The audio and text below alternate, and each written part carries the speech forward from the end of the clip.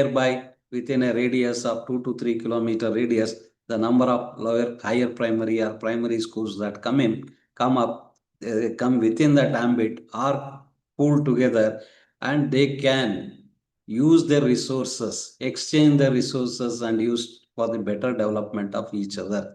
So it is in that way school complex concepts are there.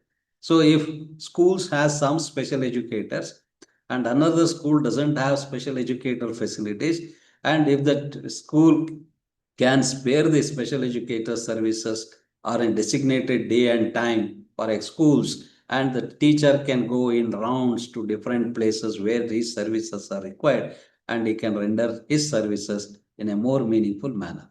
So it is there. So it is the pooling of resources and using of those resources in a more productive manner is what the special the school complex ideas that has been proposed in the policies are there. So in those school complexes, wherever they are formed, are going to be formed, in that make sure that special educators who have been trained in dealing with as children with special need of a particular kind is available.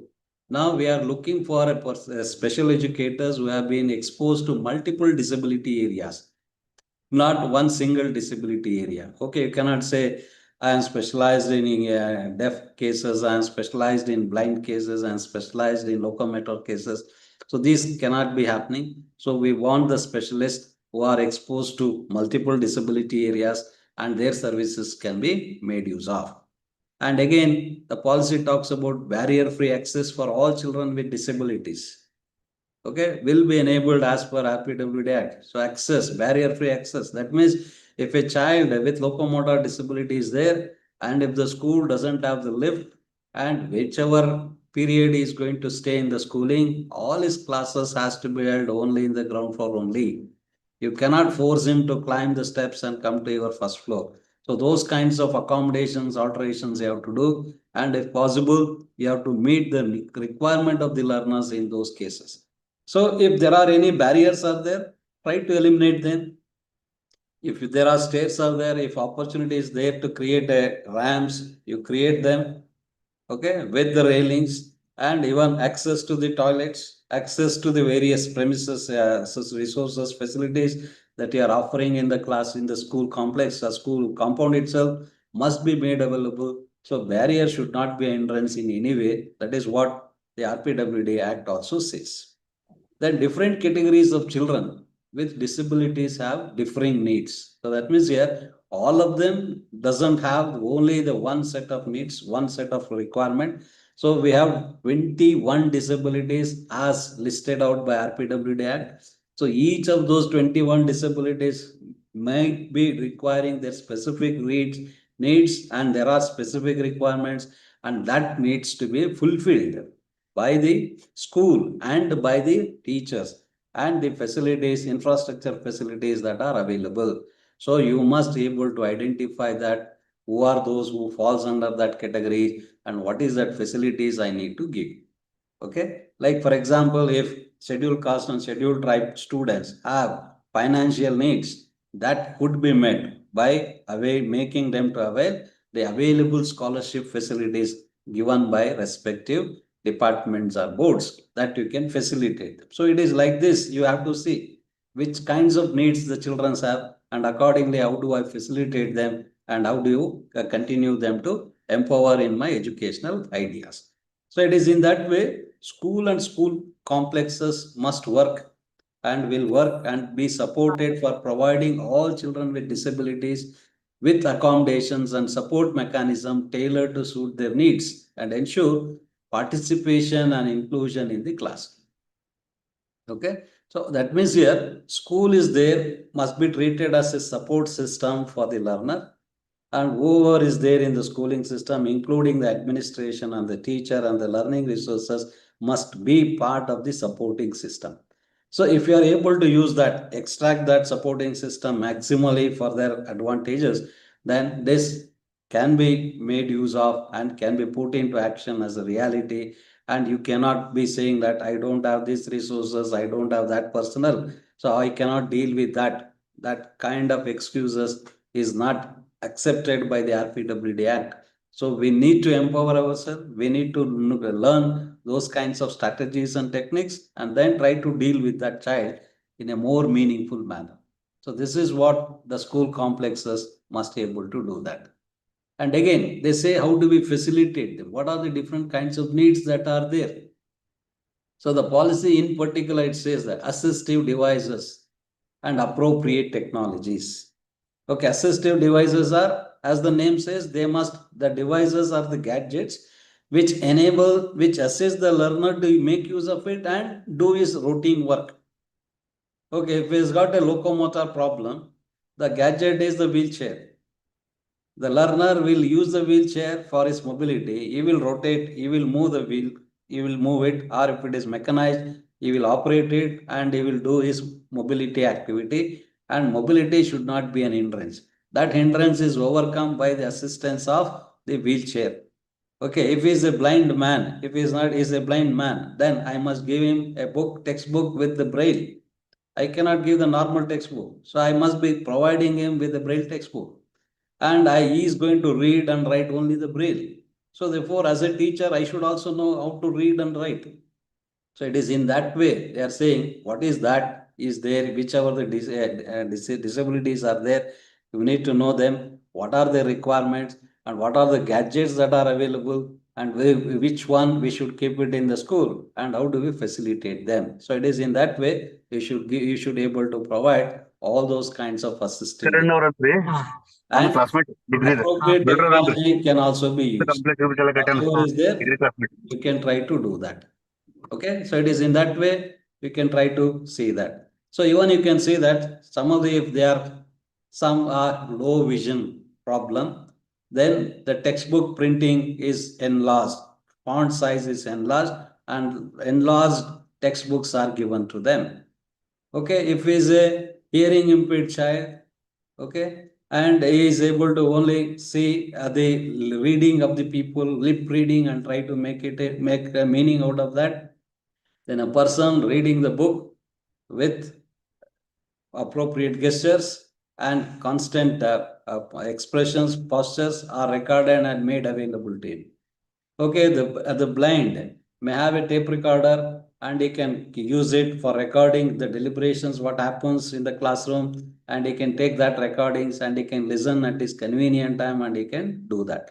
So these are the alternative things that we need to explore and try to see how things are there and how they need to be used, put to use, and how do I integrate into my regular practices. This you have to explore and try to put it into action.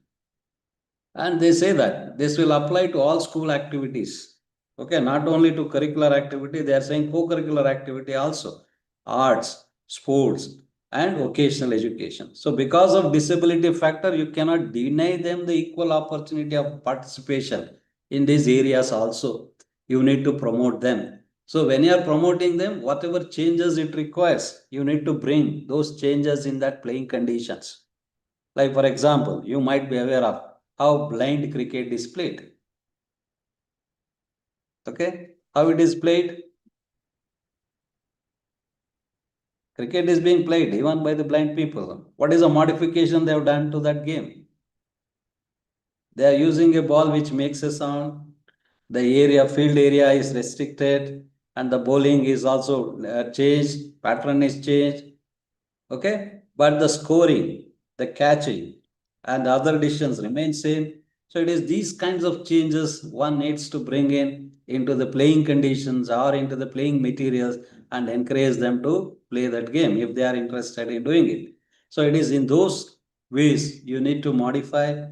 We need to accommodate everyone, even in the co-curricular education, and we should also empower them with adequate skills for future occasions also.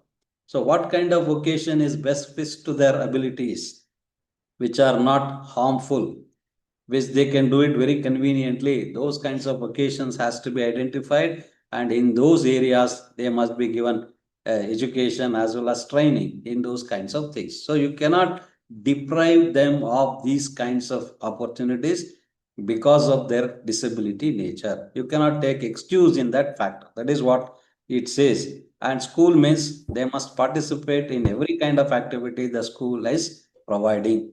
So no segregation for these kinds of children. Next, NIOS, National Institute of Open Schooling. If children, if he is not able to formally come to this class regularly, sit continuously, and if he thinks that no, I cannot sit for continuously longer time because of his health conditions and other factors which is not allowing him to do it, then he can go for alternative schooling, that is their open schooling system. And now this open schooling system has been given a task of developing high quality modules to teach Indian Sign Languages and to teach other subjects of like any school subject, a language, science, social science, mathematics, any other things that you want to learn in the school. All school activities, all subjects must be translated in Indian Sign Language. So that means sign language is going to be the universal language, okay, which doesn't require you to communicate in your words using English or vernacular language or Hindi. So it becomes a universal language. So it is only the symbol that you need to make out and the meaning that you need to attach and the interpretations you have to derive. So if we need to learn, if there are some children who are totally deaf, for them, using sign language is the medium through which I am able to reach them.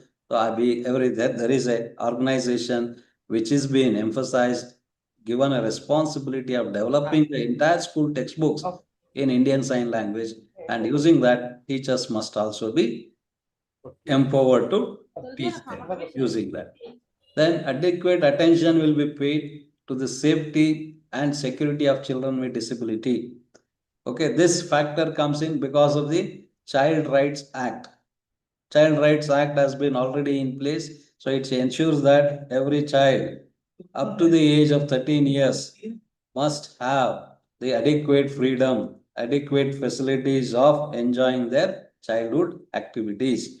So we need to ensure that. So in that cases, whatever they are going to do, their safety and security must be the top priority. So it is that perspective must also be extended to children with disability. So you cannot deny them because of their disability and saying that it is not our concern. So it has to be treated in the light of Child's Rights Act. Now again, the policy talks about RPWD Act 2016. So it says that children with benchmark disability will have the choice of joining or rejoining the special schooling. So that means here all disabilities that we talk about, major disabilities, they can be classified into three categories based on the range or the spectrum that they fall into. So usually they are categorized as mild, moderate, and severe or profound. Okay, the mild is up to the percentage of 20 to 25 to 30, maybe that range. The moderate is goes up to 40 to 50%. It goes that for 50, 55. If it is more than that, then we call it as severe. So it varies from disability to disability. It is not common for every disability. So the disability is decided by the group of doctors, okay, based on the norms set for the criteria for knowing that which kind category and percentage of disability one has. So if he has got a severe disability where he cannot fit into the normal school condition, then he has a choice to go to the special schools which are catering to their particular needs only. Like we have deaf schools, we have blind schools, and like this, if they are there, if they think that no, this school is not supporting me, then he or she can exercise their option and join that special schools that are there in the society created for such group of children.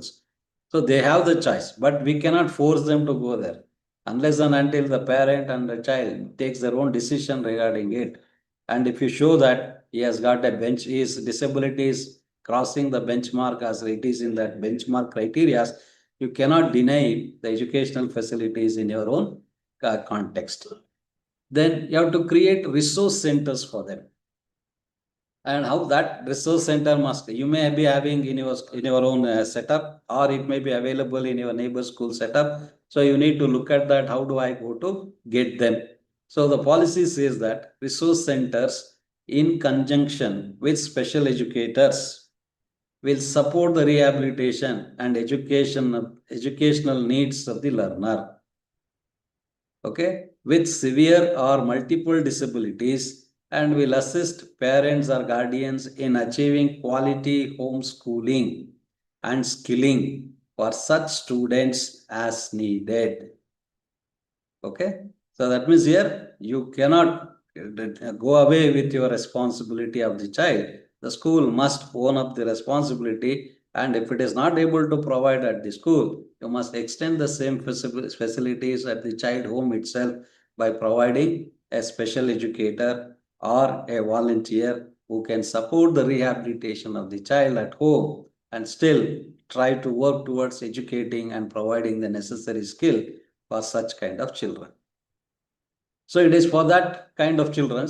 So there is a scheme under the inclusive education which has been already carried out under the Samagra Shiksha Abhiyan in the country during 2000 to 2010, that mission program period, that home-based education was the important component of the inclusive education. So in this component, the child with severe benchmark disabilities, they cannot come to school, they will be at home only, but still the child is being taken care of by their parents or the caregivers, whoever is there.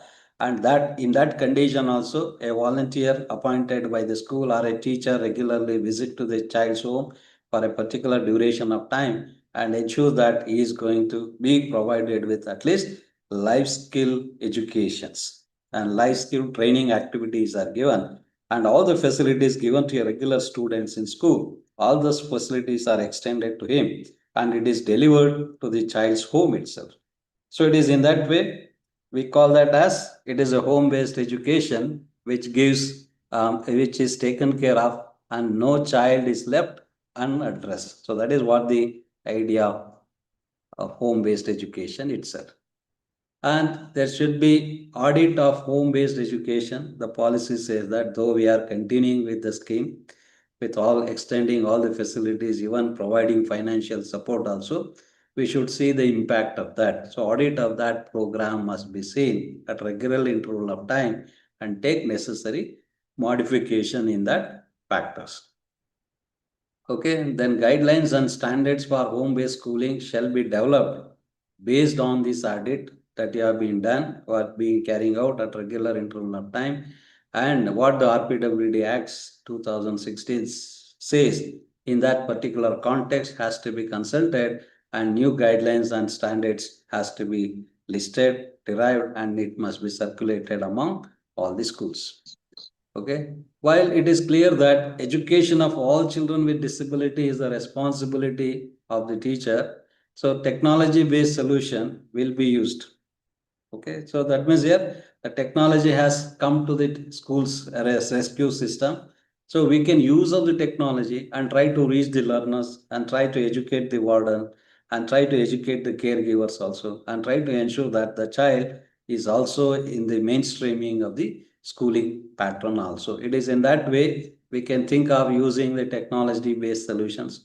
Like this now we may have the mobiles, each parent has a mobile, so we may contact him through WhatsApp, messaging, social services, media services, and we can give varieties of informations or get information from them. So we can keep them engaged through using technology based activities in different forms. So we cannot ignore the availability of technology and using those technology in your conditions also. Next, 6.13, it talks about most classrooms have children with specific learning disabilities. Okay, they say SLD, special learning disabilities, who need continuous specific research. Okay, continuous support in that direction. Research is clear that earlier such support begins, the better the chances of progress. Okay, the research studies are showing that there are cases of special learning disabilities.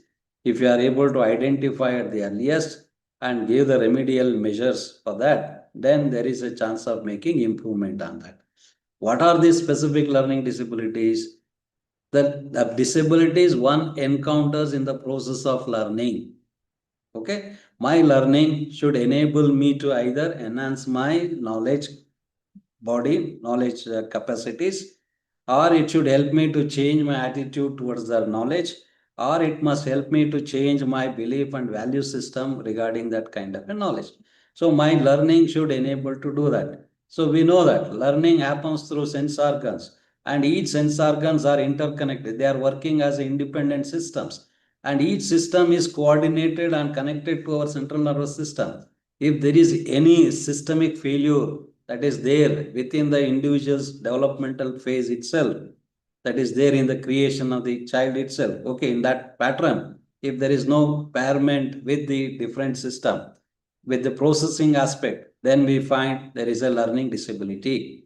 And we say learning is seen in terms of reading, writing, and a performing activity. Okay, so therefore we have three areas of specific learning disabilities. One, we call it as disability seen in terms of reading. It is, we call it as dyslexia.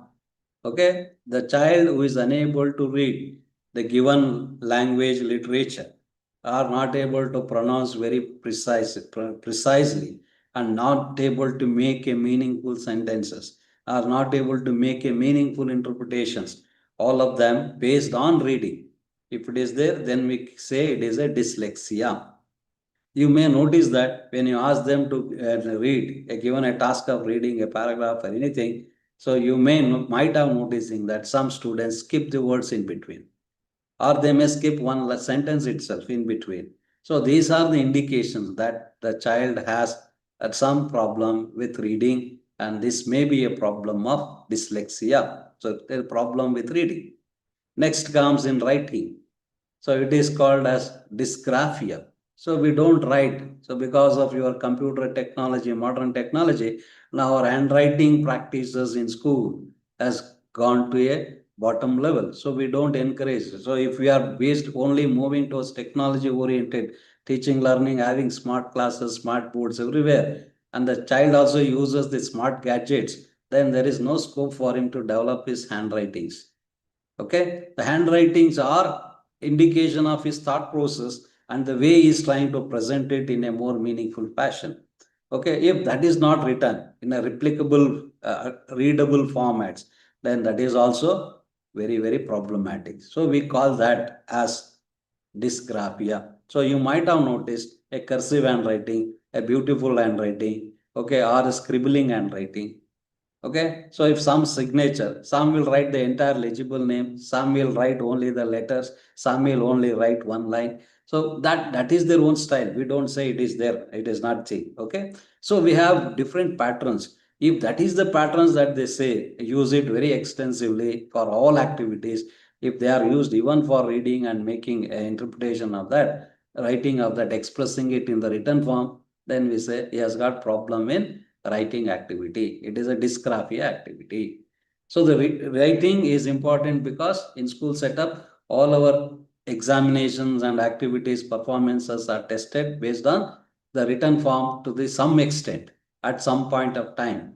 So if the written evidences are not legible and not readable, then we cannot make any decisions on that such occasions. So therefore, it is a problematic issue. So handwriting is a problematic issue. So we call it as dysgraphia. And in psychology, we say that to some personality calligraphy, they say based on your handwriting, they are able to say what kind of personality factors we have. Okay, so it also indicates what kind of human being we are. So it leads to many other factors. But if you are not able to do that, legible handwriting, there is a defect. So that means you need to address that very meaningfully. So that is also another kind of learning disability. The third one is dealing with the mathematical calculations, dealing with calculations exclusively, whether it is specifically we talk about numerical calculations. It can be extended to other kinds of mathematics also, but beginning, if they show the tendency of having the difficulty of dealing with numbers and doing the operations on numbers, so we call that as a disability, and it is labeled as dyscalculia. Okay, dyscalculia. They are not able to calculate very precisely as expected by using the algorithms. So these are the specific learning disabilities that are there, that have been listed out, and that we can see among the learners. If you are able to notice that disabilities in your class in the beginning at the earliest, and advise them, refer them to medical services or to a psychiatrist or to any other medical sciences, then the medical treatment may help them to overcome these kinds of activities in future. So it is this kind, and it is not, disability is not related with any birth activity or any other activity. It is only the malfunction that happens in your brain functioning, and this can happen at any time in the individual's lifespan. There is no particular factor that it happens only during school days, during college days, these days, no. So it can happen at any age of the individual. Now in old age, you may see, as the people get aged 70, 80, they say they are losing their memory power. They are not able to recollect the people, not able to remember the factors. So these are all some of the processes, that degeneration that happens in the brain and nuclear, muscular cells, neuron cells, and other things. And because of that, these factors are happening. And they are like we know Alzheimer's disease, we have the Parkinson disease that is going to be this is there. We are aware of it. So like this learning disability may occur in any individual's lifetime at any time. So there is no specific factor for occurrence of this. So if you are able to notice that in your day-to-day dealings with the child in your classroom, if it is identified at the early stage, and if it is referred to a medical services for their assistance, then things may improve over a period of time. So that is what they say. And it has to be, so therefore every teacher in the schooling system or in higher education system may be or need to be made aware of what kind of disabilities are there in the society, and what are their signs and symptoms, and how do I identify them. After identifying, to what extent you are able to support them. As a teacher in the school, we are only empowered to do only referral services. So I can only refer, I can only inform their parents saying that this your child has some difficulty in reading or some difficulty in seeing the board. Kindly take to the doctor, take to ENT doctor, test his ear, or take to a ophthalmologist, test his eye, and get him the specs or hearing aids for to facilitate this better learning activity. So only this you can do it. We cannot do beyond those activities. So these are called as referral services. So you should know what kind of things are there. How do I identify them? What are their signs and symptoms? And how do I do the referral service? So this must be obtained in terms of your extra training that you are going to do that. Then specific action will include use of appropriate technology, allowing and enabling children to use them at their own space with flexible curricula, and leverage each child's strengths, and creating an ecosystem, appropriate assessment and certification. So therefore, if such children with those kinds of background require special aids and appliances, require special assistance, and they require adequate more time to do that. If they are trying to do with all those kinds of factors, then their assessment also has to be changed. You cannot put them in the normal procedure of how do you do in a normal class.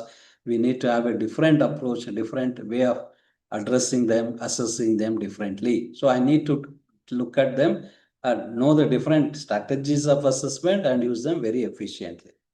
And the policy says that now for assessing and giving the certification, the policy is envisaging and saying that there is going to be a new body which is going to be set up at the national level, and it is going to be called as FARAK, FAPARAKH. Okay, performance analysis review assessment of knowledge in holistic perspective. That is what the nomenclature of that. So that is, learning has to be seen in a holistic development of the child. It is not only in the background of the knowledge that you are proposing to be learned. So it is a holistic development of the learner in all spheres with adequate knowledge and skills has to be looked at that, and that is going to be done by a separate agency at the national level, and that will conduct test and examination, and that will take up the accreditation activity of the school across the country. So that is what this policy is talking about. And this initiative has been already taken up. It is there in place. And this unit has started working under NCRT at present. Okay, then 6.14, it talks about building up the awareness and knowledge of just children of specific disabilities, and that needs out. The teacher has to be encouraged to learn it as a part of their professional developmental activities. These kinds of things has to be looked at and addressed in a more meaningful manner. And even the teacher education programs, that is the teacher preparation activities like your DLED programs or your programs or your MEd programs of making you to become a teacher has to be reoriented, looked into that, and inclusive education has to be the major component in the education program. Then 6.15 talks about alternative forms of schools. It is not only one form, you have to look at the different kinds of schools that are there, existing, unique schools that are there. You may call it as ashram schools or residential schools or public schools. So if they are working in a good conditions and they are giving the good result, even they can work along with the government set up schools also. Okay. And again, at the same time, they will be supported to integrate the subject and learning areas prescribed by NSFSC. It is National Curriculum Framework for Secondary Education. The policy talks about developing the 4 curricular framework. Okay. Earlier policy did not talk about creating a national curriculum framework, though we had national curriculum framework in 2005 proposed by NCRT for school education. Now, the policy itself has insisted that nation will have 4 curriculum framework, one curriculum framework at the foundational level, so which we call it as NCF FLN, which has been published in 2022. NCFSC, it is the National Curriculum Framework for School Education. It has been published in 2023 by NCERT. Now we are anticipating another 2 more curriculum framework. One curriculum framework is on teacher education, NCFTE, which is likely to come in the coming days. And another one is the NCF Adult Education, National Curriculum Framework for Adult Education, NCF-AE. So AE talks about lifelong continuous education, adult education. So it is in that way, 4 curriculum framework have been emphasized in the policy. 2 of them has already come into picture. Okay, the one is the foundational level. What should be the school curriculum structure, including early child education, from early education of 5 years of the school systemic reform structure that has been proposed has been addressed in that case. And NCFSC talks about what are the curricular changes, what are the pedagogical changes, what are the assessment changes one needs to bring in at different school stages as prescribed by the policy, that is preparatory stage, middle stage, and secondary stage. What are the curriculum subjects they one needs to learn, how they need to be integrated, how they must be visualized, put into actions. All these things are being articulated in those documents. Kindly refer to them. They are available on the NCRT website. You download them, read them, and make meaningful interpretation of them. Then it says, in particular, financial assistance will be provided to introduce science, mathematics, everything, relevant subjects in the curriculum as described by these schools. Okay, that means here, if the schools or any other systems finds difficulty in its implementation, so in the form of financial barriers, so the government is enabling you with the assistance, financial assistance in different ways. It could be used and it could be seen in that. And all these activities are being carried out to enable children studying in these schools to attain learning outcomes defined for class 1 to 12. So as we know that learning outcomes are competency based, and each competencies comes along with the concerned subject knowledge along with the skills. The knowledge needs to be put it into action. The performing into an action is demonstratable, and all the demonstrable actions are put as a statement, and that we call it as learning outcomes. And NCERT has come out with the learning outcomes for all stages in the school education sector. Up to class 12, they are there, they are available. You can read them and try to make meaning out of those readings. Then students in such school would be encouraged to appear for the state or other examination and assessment by NTA. Okay, as you know that the country, the policy also proposes there must be only one common entrance exam for all higher educational admission activities. So no multiple examination to be done by multiple institutions. So it is that particular agency is National Testing Agency. Through National Testing Agency only one single test should enable the child to get admission in any area, any institution that he or she desires to do that. And for comparing or computing all these things, it talks about how do we empower the teachers also, capacities of the teachers in all these subjects, whatever subjects they are teaching at school levels, they need to be developed and promoted. So for this, the policy also talks about having 50 hours of continuous professional development of a teacher in an academic year.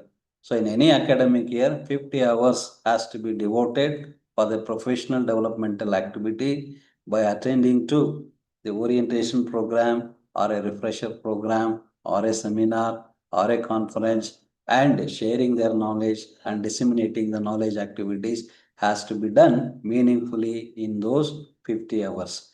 And that is what, through that, their capacities of the teachers can be built up and they can be strengthened in those areas. And then whatever the resources the schools has in terms of libraries and laboratories should also be adequately reformed so that it is made available even for children with or disabilities also, and making all kinds of resources available to them, which is made available to all other students in the school environment. Then SCDG is also talks about achieving the policy points and special attention to be given to reduce disparities in educational development of SC/ST students. So how you can do that? You need to look at that. So there is no curricular adaptation for this SC/ST. It is only to you can empower them only through providing educational facilities or educational assistance into them. And you need to look at all those policy points which we talk about in the policies in the RPWD Act and Social Justice Act. So you have to look at all those factors and try to address those issues and make them to see that they are also mainstream along with the other kinds of people in the mainstream factors. Okay, so in that context, they say we have the schools authorities can think of fee waiving for this group of people, SC/ST. It is in practice already. Some of them, some institutions give the free admission, no charges for them. Some levy them with the less percentage of fees charges, minimum charges, they do it. And apart from that, there is a scholarship given by the various social welfare boards and the universities for that particular categories of group. All those things are there to encourage them to carry on with their studying continuum and reaching even to the higher levels of educational pursuit. So it is in that way we should encourage SC/ST community also to pursue education, empower themselves, and entire through them the community should also become mainstream. So it is that is the purpose of SCDG talking about it.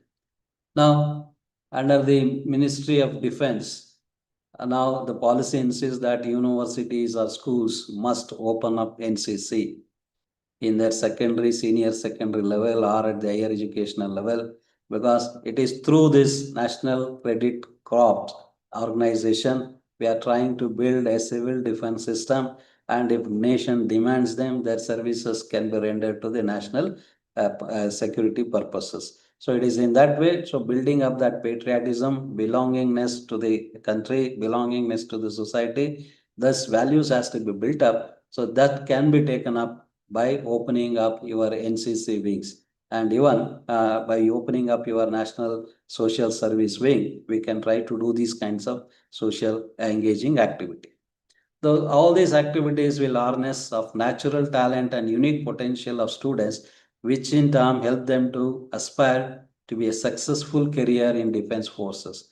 So by doing this, you are also supporting the defense sector also, so that many of them NCC cadets with B certificate or C certificate, they will get some exemptions in their army or defense or any naval recruitment, and the defense personnel recruitment, also shortage in that personal recruitment can be addressed meaningfully by creating NCC at the school level. Next, it talks about all scholarships that we give to any kinds of children, even for children with special needs. You know that they are getting financial assistance. They have the unique ID number. They have a unique ID cards also given to them. So there is a monthly financial benefits given to them, scholarship.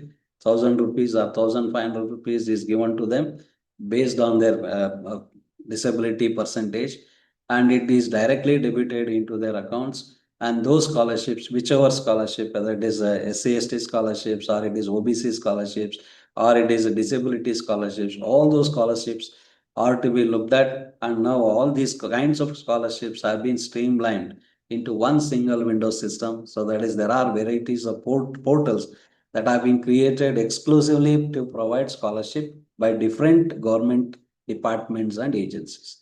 So the individual student need not apply everywhere. They have to apply through this system, single window clearance system, and try to get it. So it helps us to monitor and see how these scholarships funds are used judiciously for their desired activities or not. So these are the things that talks about. Then 16.9, 19 talks about full inclusion and education of all SEGDs of the categories, and sensitizing every citizen's parents in those activities is a must. By doing all these activities, the policy envisages that we are able to transform the society to the kind of things that we want to look in the future days to come. So for all these kinds of transformation to happen, the policy says that teacher education, through teacher education programs only, this can be attained to certain extent, and also training the teachers who are already in the system can be attained. So it is in that way, this teacher education programs are also given much more importance, and inclusive education is being mandated as one of the compulsory paper in every teacher education program one wants to aspire. So it is in that way teacher education is addressed. And now the policy also talks about sensitizing the community, sensitizing the society, and through that trying to develop the human values, enshrining the human values, and accepting that how human rights has to be accepted and given due respect and practiced in day-to-day life activity. So it is in that way we are going to see that all these inclusive educations is talking about these kinds of things at the school level. Now, when you come to higher education level, so why school level and why not only exclusively higher education means because the higher education policy itself says that the enrollment into higher education is at present is only 20 to 25%. Okay, 18 to 20%. I don't know as clearly. Now by 2030, they want it to be increased up to at least 50%. So that means here from schooling education, many of them are not continuing for higher education. There is a diversified areas, and people diversify themselves and opt their own areas, and very less percentage of students come to the higher education sector. And in the process, there are varieties of dropouts who don't come to the higher education, or they may go for pursuit of their own vocations in the different area. So therefore, you need to look at that. If the school education is empowered and if their needed competencies and the avenues are infused in the school education system only, then the transition to higher education becomes very smooth. So it is in that way we need to understand the school education inclusive practices, and the same practices are to be extended in the higher education scenario also. Okay, so higher education, all the physical facilities, it is the same. The other aids and appliances, it is the same. It doesn't change from school level to higher education level. So we need to know how things have happened at the school level and what is that we are supposed to provide at the higher educational level. So the policy also does this. So envisages ensuring equitable access to quality education to all students with emphasis on SEDGs. So you might be knowing that your college fixes the seat percentage of seats for SC category, ST category, OBC, and general and minorities also. This quota system is already there. So you are going to adhere to those and try to admit them in those categories and trying to provide the social justice in terms of their enrollment also. And there is a dynamics and also many of the reasons for the exclusions. Okay, you might be there, varieties of factors are operating. So we need to avoid that and ensure that nobody is denied if he is trying to come to higher education because of their SEDG factors. That is what the main concern is. Okay, there are certain facets of exclusion that are particular to or sustainably more intensive in, in inclusive education. Okay, so that you have to look at it. Where is the factors which cater them for making them exclusive from our things? So if there are any economic opportunity, cost of pursuing higher education, financial constraint, admission procedures, geographical or language barriers, poor employability potential of minor educational programs. All these things are some of the back areas that needs to be focused at the higher education and to be addressed very meaningfully. And they have said that in 14.4, they have said that government has to take some actions and there are some action has to be taken by the higher education institute itself. What are those actions that steps has been given to be taken by the government? So government, it may be referring to your state government or to the central government. Both of them are responsible because education is in the concurrent list. So both have the equal rights, equal responsibility. So in that they have given the conditions in the policies itself. Earmark suitable government funds for the education of SCGD. So earlier we talked about the 4% or 6% of the GDP. That percentage of fund has to be ensured and it is allocated in that way. Set clear targets for higher GR means your gross enrollment ratio to for SCGDs. So that group has to be focused and their admissions enrollment has to be increased. Enhance gender balance in admissions, enhance access by establishing more high quality higher education institutions in aspirational districts and special education zones. Okay, so they focus on aspirational districts. If those kinds of institutions are not available, government has to establish them in aspirational districts or in special education zones. If they are not there, absence are there, you need to create them, establish them, and you need to sustain them. Then develop and support high quality higher education institutions that teach local or Indian language as bilingually. So that means higher education institution, you did not declare that we teach only in English. So now you know that even medical sciences, engineering can be taught in their own languages. In Northern India, Hindi is being made available. Books are made available in their own languages. So similarly, in higher education institution, their local languages can be used, implied, and can be emphasized. Then provide more financial assistance and scholarships to all these categories of people. Conduct outreach programs on higher education opportunities and scholarship for SCGD group. Develop and support technology tools for better participation and learning outcomes. Okay.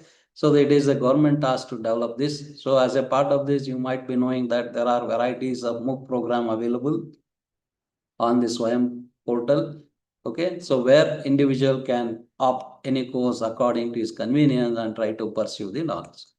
So these are the steps to be taken by the government. So these are the prescribed steps to be taken by the higher education institutions.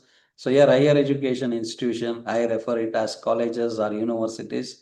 Okay, so whichever is the background from which you are, so you need to look at these conditions, whether your institutions, organizations are fulfilling this or not. If not, measures has to be initiated in these directions. So mitigate opportunity cost and fees for pursuing higher education. So if there are anything fee hike is there, try to reconsider it and reduce them to the extent possible. Provide more financial assistance. Conduct outreach on higher education opportunities and scholarships. make admission process more inclusive. So that means even now there is a percentage of disabilities to be given accommodated. It is 3% accommodation has to be given. Okay, in job also, even in admission also, this needs to be accommodated. Make curriculum more inclusive. So that means here, as per the children with special need, you need to make modification in your curriculum. So to have a plus curriculum. So there is no totally deviant curriculum for children with special needs or disabled students in your institutions. So it has to be more modified curriculum, not diluting the essence of the curriculum. You can have alternative activities for such children. What you can design can be explored and put into practice. Increase employability potential of higher education programs. So that means here, all your higher education institution must have a placement cell, and through that placement cell, you must be able to say that there are opportunities of employability is created, and your employable abilities are developed through your educational programs and activities in the institution. Develop more degree courses taught in Indian languages and bilingually. So that is, the policy is discouraging the use of English to a larger extent. They are trying to promote all the native languages or the language the people speak majorly need to be looked at. If you are teaching in English, you can also translate some of them at the critical juncture in the local language also. That the bilinguality approach can be adopted and made the people to get more convinced. And then ensure all your building facilities are disabled friendly. Then develop bridge courses for students, for all who are going to join, who find difficulty in understanding it. You provide a bridge course. Then provide socio-emotional and academic support and mentoring for all such students through counseling and mentoring programs. So that means you must establish a counseling cell in your institution. You must have a mentoring mechanism in the system where you can take up the mentees and try to mentor them. Ensure sensitization of faculty, counselors, students on gender identity issues and its inclusion in the higher education. Okay, so all these factors are there, and strictly enforce all no discrimination, anti-harassment rules. Okay, anti-ragging rules are there. This you must try to do that. Develop institutional developmental plans and contain specific plans for action on inclusive participation of SCDGs. So our institutional development plans are there. At school level, we have school development plans. So at institutional level, university level, there are different plans, developmental plans prepared. In that, ensure that SCGD is also considered, that component is given weightage in your planning act. Okay, so this is what the policy talks about in terms of what exactly is that. Okay, is to be seen as a